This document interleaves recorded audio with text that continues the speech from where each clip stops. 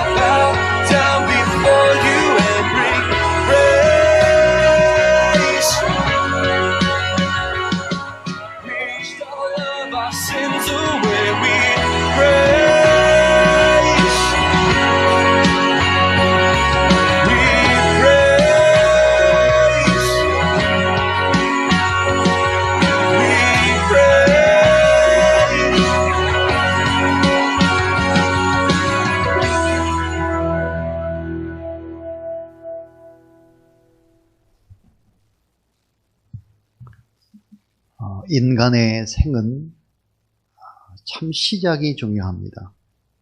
그러나 삶의 과정은 더 중요합니다.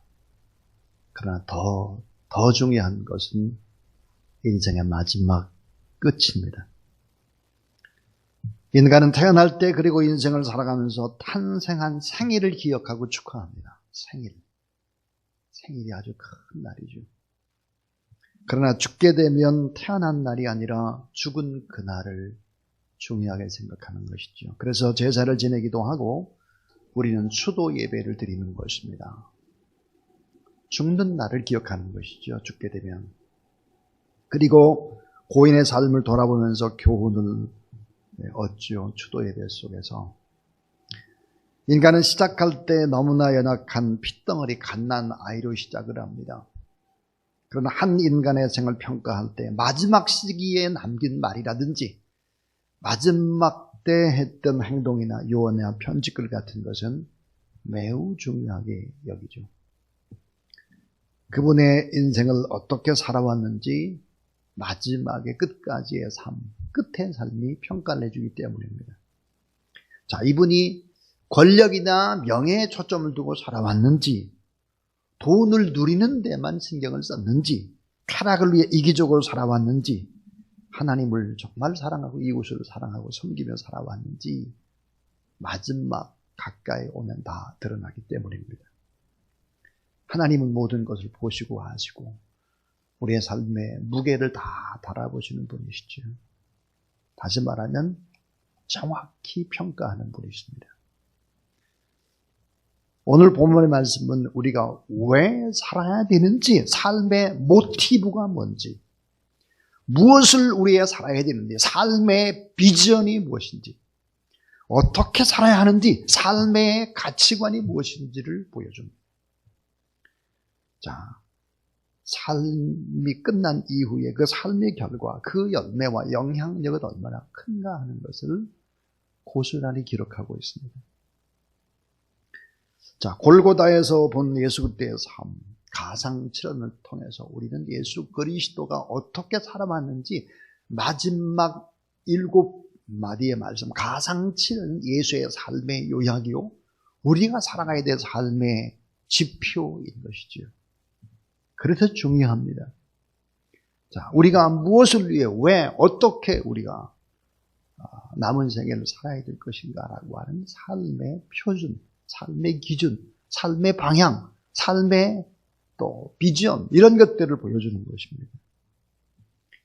자, 가상칠언의 첫 번째 말씀을 보면, 이에 예수께서 이르시되 아버지 저들을 사하여 주옵소서, 자기들이 하는 것을 알지 못함이니이다. 누가복음 23장 34절입니다. 바로 용서의 삶입니다. 오늘 우리가 어떻게 살아야 되나? 용서하면서 살아라 하는 것입니다. 용서하면서 살아라. 오늘 조금 전에 우리가 동영상을 봤죠. 우리 다 용서하며 하나님 앞에 용서받고 용서하며 살아가는 그런 여러분의 삶이 될 수 있기를 주의 이름으로 축원합니다. 자, 두 번째, 가상칠언의 두 번째입니다. 행악자, 그러니까 강도죠. 이 강도가 예수 그리스도의 모습을 보고 회개합니다. 그리고 하나님 나라에 가고 싶습니다. 그럴 때 예수님께서 이렇게 말씀하셨죠. 예수께서 이르시되 내가 진실로 내게 이르노니 오늘 내가 나와 함께 낙원에 있으리라 그랬습니다. 자, 두 번째로 중요한 우리가 살아가야 될 삶의 방향이 뭘까? 그것은 구원의 삶입니다. 영혼의 구원을 위해서 살아가라. 예수님 마지막 십자가상에서 조차도 죽어가는 영혼 가운데 지옥으로 떨어지지 않고 하나님의 나라에 들어가는 것을 제1의 목표로 삼아왔다는 것을 알 수 있습니다. 그러니까 우리가 영혼의 구원을 위해서 살아가라 하는 것입니다. 이것이 삶의 목적이 되어야 한다 하는 것입니다. 여러분, 한 영혼이라도 구원하게 하는 일, 여러분의 가정을 100% 가문을 복음화시키는 일에 초점을 두는 여러분 될 수 있기를 주의 이름으로 축원합니다. 이건 정말 아멘입니다. 구원의 삶이에요. 구원의 삶. 영혼의 구원을 위해서 우리가 건강해야 되고 일해야 되고 또 돈을 벌어야 되고, 이 모든 목적이 바로 영혼 구원을 위해서 살아라 하는 것을 말씀합니다. 예수님의 십자가의 가상칠언 가운데 세 번째는 어머니 마리아를 십자가상에서 내려다 보셨습니다. 그래 그렇게 말씀을 하셨죠. 어머니께 말씀하실 때 여자여 보소서 아들입니다 하시고, 또 제자에게 이르실 때 보라 내 어머니라 하신대 그랬습니다. 그래서 그 제자에게 어머니를 부탁하셨습니다. 자, 우리가 꼭 기억해야 될 것, 내 부모를 끝까지 공경하라. 자, 부모, 어머니, 아버지를 끝까지 공경하라. 이거 잘 가르쳐야 합니다. 이거 잘 못 가르치면 정말 안 되는 거예요. 하나님 믿지 않습니다. 부모 공경 제대로 못하면 사람들을 사랑할 수가 없는 거예요. 예수 그리스도의 십자가의 세 번째는 내 부모를 공경하라. 끝까지 사랑하라 하는 것입니다. 저희 가정은 저보다 이제 연세가 9살이 많은 형님이 계십니다. 형님은 종종 이런 말씀을 하십니다. 참 돌아가신 아버지가 너무 보고 싶다. 살아계실 때보다 돌아가시고 나니까 그 아버지가 보고 싶다. 또 형님도 연세가 드시니까 아버지 생각이 많이 난다는 거예요. 후회하지 않기 위해서. 저도 잘못합니다. 불효자식입니다. 부모 공경의 삶, 끝까지 부모를 잘 사랑하라. 예수 그리스도의 가상칠언의 3번째 말씀입니다. 자, 4번째입니다. 4번째. 마태복음 21장 45절 46절에 보니까 크게 소리질러 이르되 엘리 엘리 라마 사박다니, 나의 하나님 어찌하여 나를 버리시나이까 그랬습니다. 자, 고독 속에 부르짖는 기도의 삶입니다. 자, 우리의 삶의 목표, 참 고독할 때가 많죠. 나와 하나님 앞에 고독할 때 너무 많습니다. 절대 고독 앞에서 누구를 의지해야 되느냐? 하나님 앞에 부르짖어 기도하라라고 하는 것입니다. 외로움이 아니라 외로움과 고독은 다른 것입니다. 하나님과 나 사이의 고독함. 하나님 앞에 기도로 싸워서 결국은 끝까지 기도하는 일에 승리하라 하는 것입니다. 그 다음 가상칠언의 5번째는 내가 목마르다 그랬습니다. 너무너무 목이 말렸던 것이죠.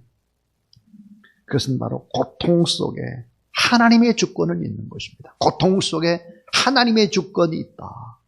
인생에 참 목마르지 않습니까? 고난을 받을 때 얼마나 힘이 듭니까? 그 고난 속에는 하나님의 주권적인 섭리가 있다. 이것을 믿고 살아가는 것입니다. 또 하나 6번째입니다. 요한복음 19장 30절에 예수께서 신 포도주를 마신 후에 이르시되 다 이루었도다. 다 이루었도다. 그것은 바로 하나님의 뜻을 성취하는 삶입니다. 하나님의 뜻이 우선이고 내 이익이나 나의 뜻이 아니라 하나님의 뜻을 성취하는, 하나님의 뜻을 이루는 삶을 살아라 하는 것이죠. 7번째는 뭘까요? 승리의 삶입니다. 7번째, 예수께서 큰 소리로 불러 이르시되 내 아버지여 내 영혼을 아버지 손에 부탁하나이다 하고 이 말씀을 하신 후 숨지니라 그랬습니다. 주님 앞에 다, 주님께서 하나님 아버지 앞에 다 맡겼습니다. 다 맡기고 승리를 확신하면서 살아가셨다 하는 것이죠. 이 가상칠은 예수님의 마지막에 기도이면서 마지막에 모든 사역을 요약하는 것이고, 우리가 어떻게 인생을 살아야 되나, 우리의 기도 제목이 무엇이냐, 이런 것들을 보여주는 것입니다. 여러분 따라하세요. 용서하면서 살아가자. 영혼 구원을 위해서 살아가자. 끝까지 부모를 공경하자. 그 다음 이래서 고독 속에도 하나님 앞에 부르짖고, 고통 속에는 하나님의 주권적 섭리의 뜻이 있음을 알고 인내해내는 것이죠. 그리고 하나님의 뜻을 성취하는 삶을 살고 하나님 앞에 맡기면서 승리의 확신을 가지고 인생을 살아야 된다 하는 것들을 예수님께서 십자가상의 7마디의 말을 통해서 우리에게 보여주셨습니다. 이 7마디의 삶이 여러분의 삶의 방향이 되고 목적이 되고 기도 제목이 되고 이것을 위해 살아가는 귀한 저와 여러분 우리 모두 다 될 수 있기를 주님의 이름으로 축원합니다. 이제 오늘 십자가상에서 순환당하시는 주님에 관한 이야기 3가지 얘기를 드리고 이제 오늘 성금요일 예배를 마치려고 합니다.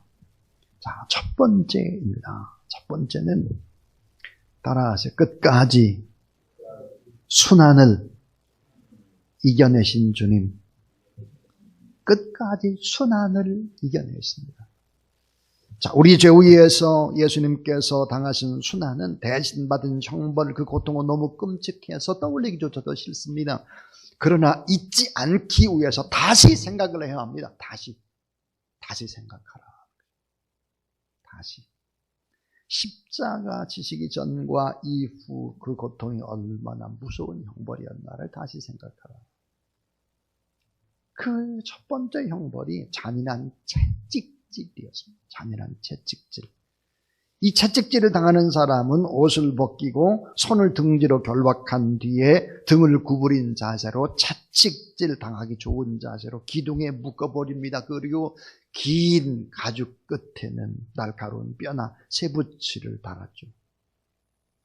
채찍을 맞는 죄수의 등은 바둑판과 같이 살까지 쫙쫙 찢어지고 피가 고랑을 이루게 되는 것이죠. 그래서 거의 기절하거나 거의 미쳐버린다고 합니다. 두 번째 형벌은 조롱과 희롱이었습니다. 조롱과 희롱. 성경을 자세히 보면 얼마나 예수 그리스도를 가지고 장난질을 쳤는지 모릅니다. 채찍에 맞아 피투성이가 된 예수 그리스도 이제 관정 안으로 데리고 가는데 그 당시에 시위대가 600명쯤 됐습니다. 시위대와 사람들이 있는 그 주변에서 옷을 벗겼죠. 그리고는 입힌 것이 홍포였습니다. 홍포. 홍포가 뭡니까? 자색 옷으로 임금을 상징하는 것이죠. 자, 옷을 벗기고 홍포를 입혔습니다. 여러분, 옷을 벗긴다는 것은 모든 것을 다 박탈하는 것입니다. 사회적인 직위라든지 경제적인 능력이라든지 업적이라든지 모든 것을 다 박탈하죠. 그리고는 홍포를 입혔습니다. 그 다음 가시 면류관을 씌웠죠. 왕이 쓰는 면류관 대신에 가시 면류관입니다. 이 면류관은 권위의 상징인데 왕관 대신에 가시죠. 그 다음에 보니까 갈대를 오른손에 들었습니다. 이 갈대는 왕을 상징하는 홀과 같은 것이죠. 갈대. 그리고 무릎을 꿇리면서 유대인의 왕이여 평안할지어다 그랬습니다. 마태복음 27장 30절부터 31절에 그에게 침 뱉고 갈대를 빼서 머리를 치고 희롱을 다한 후 홍포를 벗기고 도로 그의 옷을 입히고 십자가의 못박으로 끌고 가니라 그랬습니다. 이 세 번째 형벌은 십자가에 못 박혀 죽임당하는 형벌이었습니다. 다시 예수 그리스도를 끌고 십자가에 못 박고 예수 그리스도 옷까지 다 겉옷 속옷 허리띠 신발 남겨놓은 것 하나도 없이 알몸이 됐죠. 그리고 바로 머리가 있는 이쪽 그 십자가의 팻말에는 유대인의 왕 예수라는 팻말이 붙여져 있었습니다. 이 죄패는 모든 사람들이 다 볼 수 있도록 했지요. 예수 그리스도가 왕이라고 하는 것을 다 알 수 있도록 놀라운 역사입니다. 종교를 대표하는 히브리어로 썼고 법을 대표하는 로마의 언어로 썼고 철학을 대표하는 헬라의 언어로 썼습니다. 그것은 바로 전 세계 예수 그리스도가 하나님의 아들이신 것을 인정한 것이죠. 그리고 흠도 티도 없으신 예수님이 십자가의 중간에서 강도들과 함께 매달렸습니다. 자, 예수님 십자가에 못 박혀 횡경막이 막혀서 한 번 숨을 들여 마시기조차도 너무너무 어려운 때 마태복음 27장 39절 4절에 보면 예수 그리스도를 모욕하고 조롱하고 욕하는 모습, 비정한 인간의 모습을 봅니다. 사나운 인간의 모습이죠. 피도 눈물도 없는 사악한 사람들. 십자가 위에서 피를 뚝뚝뚝 흘리고 있는데 숨을 거칠게 쉬고 있는데 밑에서는 장난질입니다. 자, 하나님의 아들 예수 그리스도 비참한 모습으로 십자가에 못 박혀 가장 천박한 인간들에게 짓밟히고 있습니다. 인간의 조롱과 불순종 속에는 사탄의 음모가 있습니다. 사탄의 음모. 거기에는 사람을 조종하는 사탄의 소리가 있었습니다. 사탄은 죽이면 다 끝난다. 처참히 십자가에 죽으면 모든 것들은 다 자기들의 계획대로 된다고 생각을 했습니다. 그런데 예수 그리스도의 죽음은 끝이 아니고 본격적인 시작이었습니다. 자, 그래서 두 번째입니다. 두 번째 참 중요한 얘기인데 따라하세요. 죽음으로 열리는 기적들. 자, 메시아 대신 예수 그리스도가 죽으면서 기적이 열립니다. 그 5가지 기적이 열려요. 5가지. 참 이상한 현상들을 저도 경험을 했습니다. 장례 예배를 잘 치르고 나면 상주 가정이나 친척들이 새롭게 예수 그리스도를 믿는 사람들이고 떠났던 사람들이 다시 교회로 돌아오는 것을 볼 수 있습니다. 오래전의 일입니다. 잠실 옆에 신천에 저희 교회가 있을 때 수생이라는 청년이 있었습니다. 수생. 그는 범죄자였습니다. 교도소 생활을 몇 년을 했죠.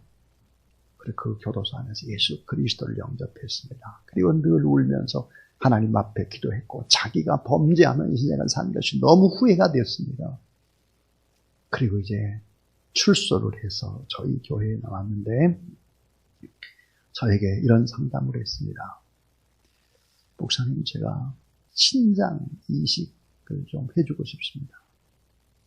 신장, 콩팥 이식 수술을 고통하는 사람에게 나누고 싶습니다. 그래서 장기기증운동본부 쪽에 연락을 하게 되고 그리고 어려움을 당하는 사람에게 신장 이식하는 수술을 하게 되었습니다. 처음에는 잘 됐습니다. 수술이.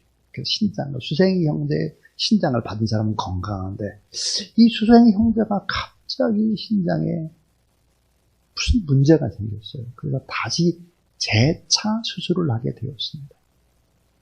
결국은 수생이 형제는 하나님의 나라에 가고 말았습니다.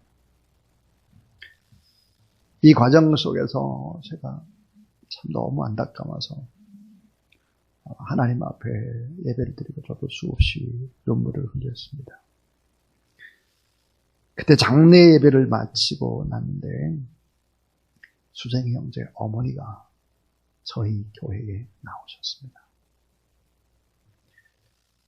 그래서 이 수생이 형제가 이제 나중에 장기기증운동본부라든지 집도한 의사가 이제 과실사였고 잘못했기 때문에 보상금을 받았어요. 보상금을 두 교회에다가 11조를 나눠있습니다. 하나는 생명교회라는 교회하고 하나는 우리 교회였는데 그래서 이 교회에 어머니가 나오셨습니다. 그 뒤로 이제 물론 이사를 가게 되고 저희 교회에 나오지를 못했습니다. 나중에 제가 알았지만 지금은 잠실교회를 그 어머니가 가고 있습니다. 죽음이라고 하는 것은 그 뒤로 이렇게 기적들이 일어나기 시작을 합니다. 죽음은 죽음으로 끝나지 않아요. 예수 그리스도께서 십자가에 돌아가실 때 초자연적인 기적의 역사 5가지 기적이 나타나고 있습니다. 오늘 본문에 그 첫 번째가 뭐냐면 죄의 장벽이 사라져버렸다는 거예요. 죄의 장벽이 사라졌습니다. 자, 성전의 휘장이 위에서 아래로 찢어져 둘이 되는 기적이 일어났습니다. 지성소와 성소를 구분하는 천이 휘장이었는데요. 대제사장이 1년에 딱 한 번만 대속죄일에 들어갈 수 있었죠. 바로 그때 1년에 한 번만 열리던 그곳입니다. 이 거룩한 하나님과 죄로 오염된 인간이 바로 그 사이에는 벽이 쳐져 있었습니다. 휘장이 쳐져 있어요. 인간이 들어갈 수 없어요. 그런데 예수님의 십자가에 못 박혀 죽으신 바로 그때 휘장이 중요한 것은 위입니다. 위에서부터 찢어져서 아래로 쫙 찢어진 것입니다. 히브리서 10장 19절부터 20절에 보니까 이 휘장은 예수 그리스도의 육체다 이렇게 설명하고 있습니다.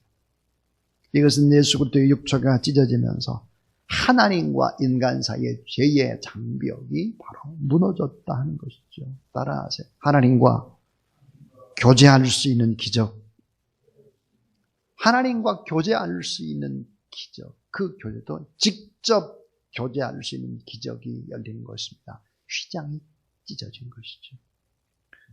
보통 이제 천주교에서 고해성사를 하게 되죠. 죄를 짓게 되면 신부 앞에 죄를 고백하면 신부가 이렇게 듣고 나서 이제 이렇게 뭐 용서해주고 뭘 하라 이렇게 이제 얘기를 합니다. 비성경적이죠. 비성경적입니다. 예수 그리스도의 십자가에 못 박혀 죽으심으로 우리가 하나님과 직접 교제할 수 있었던 것이죠. 그것은 바로 고해성사라고 하는 것은 하나님 앞에 우리의 죄를 고백하면 되는 것입니다. 죄의 장벽이 무너지는 기적, 또 하나는 죽음의 권세가 사라지는 기적입니다. 죽음의 권세가 사라졌습니다. 땅이 진동하고 바위가 터지고 무덤이 열리더니 죽은 자들이 일어났다 그랬습니다.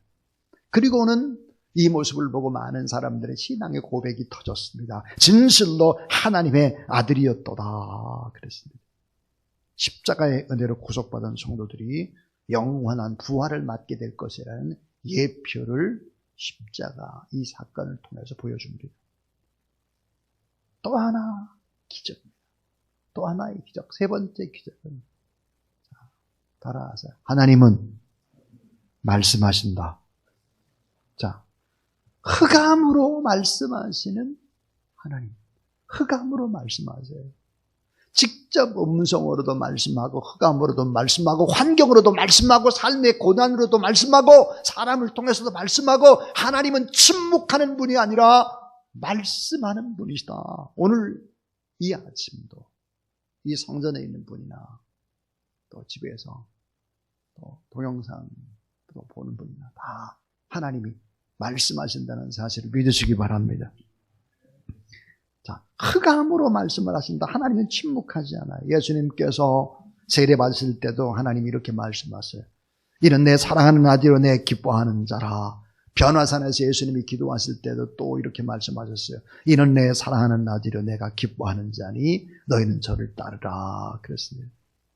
우리는 하나님 앞에 기도할 때 응답이 잘 나타나지 않는다라고 생각하는 그런 경향이 있습니다. 자, 히틀러가 600만 명의 유대인을 죽일 때도 왜 하나님이 말씀하시지 않느냐? 70년 동안 공산지하 소련의 정말 철의 장막 속에서 많은 사람이 고통을 받을 때도 문화 대혁명을 겪으면서 신앙을 지켰던 중국의 크리스찬들, 주계 장막, 이런 철의 장막이나 주계 장막의 시절 속에 하나님이 정말 살아계시나? 하나님이 정말 말씀하신 분인가? 북한의 지하교회 성도들에게, 오늘 코로나19를 통해서 고통받는 사람들에게 우리는 꼭 기억을 해야 하는 것이 있습니다. 우리 주님은 따라하세요. 말씀하십니다. 지금 잘 몰라도 우리가 지금 믿음으로 말하고 믿음으로 기도하고 믿음으로 행동해야 되는 이유가 있습니다. 그것은 하나님의 역사는 선명한 역사, 그 흔적은 지나가 보면 알게 되기 때문입니다. 지나가 보면 압니다. 그래서 오늘 믿음으로 행해야 되는 것이죠. 그래서 하나님은 흑암으로 말씀하셨다. 흑암으로. 그래서 6시간 동안 흑암이 계속되고 있었던 것이죠. 흑암. 그 흑암 속에 무엇이 담겨져 있을까요? 하나님의 슬픔, 하나님의 마음, 터질 것 같은 인류를 향한 하나님의 마음이 바로 흑암으로 표현된 것이다. 하나님은 침묵하지 아니하시고 부둥키 않고 우시는 하나님. 그래서 The Passion of Christ라고 하는 영화, 멜 깁슨 감독이 감독이었는데요. 그 영화에 보면 십자가에 이렇게 예수님 못 박혀 운명하실 때, 그리고 나서 하늘에서 큰 눈물이 떨어집니다. 참 저는 하늘에서 눈물이 떨어져서 팍 퍼져나가는 것을 영화로 보면서 하나님의 눈물 감격하고 본 적이 있습니다. 그 다음 네 번째 기적은 사탄의 권세가 무너지는 기적입니다. 사탄의 권세가 무너졌어요. 예수 그리스도 앞에. 그 다음에 5번째는 따라서 이방인에게 구원의 문이 열리는 기적. 그렇습니다. 이방인에게 구원의 문이 열렸습니다. 백부장이라든지 군인들이라든지 십자가 밑에 있었던 많은 믿지 않는 사람들이 예수 그리스도를 하나님의 아들로 고백하기 때문입니다. 이런 5가지의 기적의 역사가 있었다 하는 것이죠. 오늘 저는 이제 설교의 마지막 3번째 이야기를 하려고 합니다. 오늘 설교는 이 3번째가 가장 중요합니다. 자, 오늘 이 본문 속에서 내가 있습니다. 나는 누구일까 하는 것입니다. 십자가 사건 속에 틀림없이 내가 있습니다. 자, 오늘 나는 십자가를 질 수 있겠나? 오늘 우리는 십자가를 질 수 있겠나? 한국 교회는 정말로 십자가를 질 수 있겠나? 십자가는 예수님이 만왕의 왕이시요 참 구원자이심이 드러나는 표시였습니다. 하나님은 원수의 입을 통해서 예수 그리스도께서 왕이시며 예수 그리스도 하나님의 아들 메시아임을 선포했습니다. 자, 이 같은 예수 그리스도를 따르는 우리는 고난의 십자가를 외면해서는 안 되고 주님을 바라보며 끝까지 고난의 십자가를 지고 따르는 사람들이 되어야 합니다.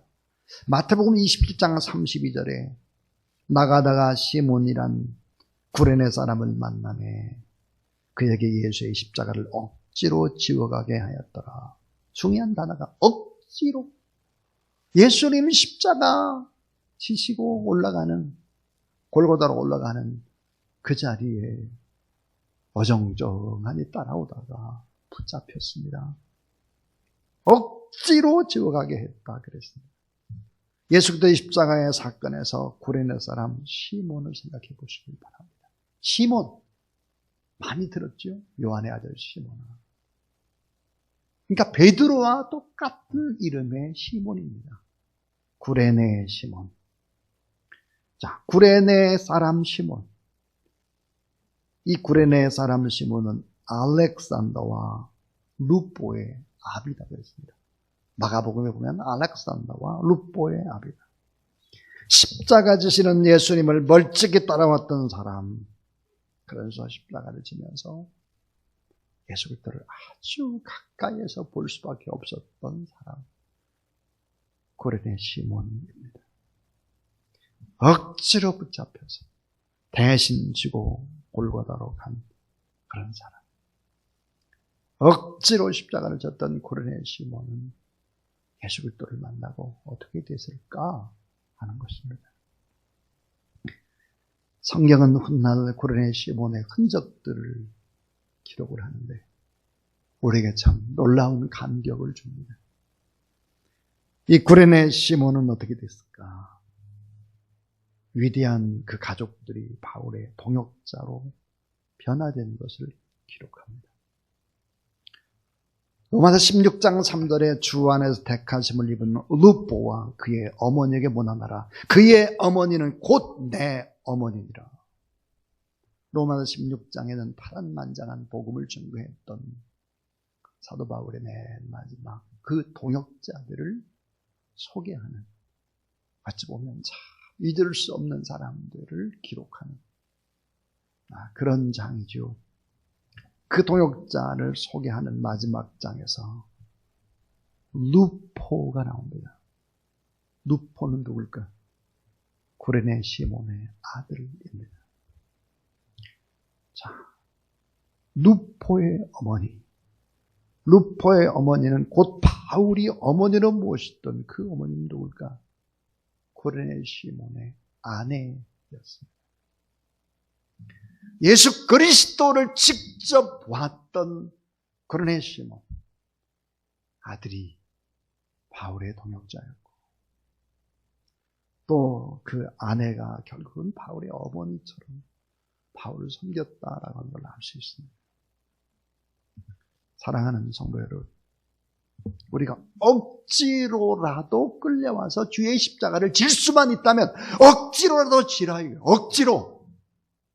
그렇게 되면 여러분의 가정과 모든 삶의 부분에 있어서 하나님의 거룩한 뜻을 이룰 수 있다 하는 것이죠. 고레네 시몬의 아내는 바울의 복음을 전파 잊을 수 없는 나의 어머니 그랬습니다. 오늘의 고레네 시몬이 누구입니까? 예수를 믿다가 또한 선한 일을 하다가 복음을 증거하다가 어려움을 당하는 사람입니다. 억울하게 수모를 당하고 많은 어려움을 겪고 있는 성도가 오늘의 고레네 시몬일 수 있다. 주님을 믿다가 당하는 고난이 축복이라는 사실을 믿으시기를 바랍니다. 주님을 위해서, 복음을 위해서, 교회를 위해서 당하는 고난이 축복이라는 사실을 믿고 참고 믿음으로 나가는 고레네 시몬이 돼야지. 작은 일에도 실망하고 코로나 바이러스에 벌벌벌 떨고 이렇게 돼서는 안 된다는 것입니다. 고레네 시몬을 찾습니다. 고레네 시몬. 주님을 믿다가 당하는 고난, 모든 손해는 시간이 지나가면 거룩한 축복으로 바뀌게 될 것입니다. 오늘 지금 이 순간에서부터 우리가 믿음으로 살아야 되는 이유, 하나님은 가만히 있질 않습니다.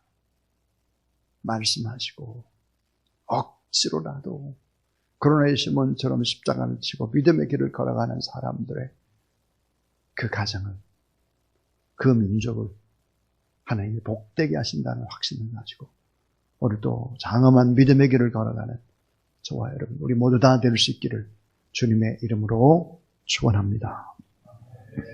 하나님 아버지 감사합니다. 많은 사람을 살리기 위해서 하늘의 밀이 되어 땅에 떨어져 죽을 사람을 찾고 고레네 시몬 같은 사람을 찾는데 오늘 우리가 그렇게 하나님 앞에 주의 거룩한 나라 위에 쓰임받는 하나님의 귀한 종들 다 되도록 도와 주시옵소서.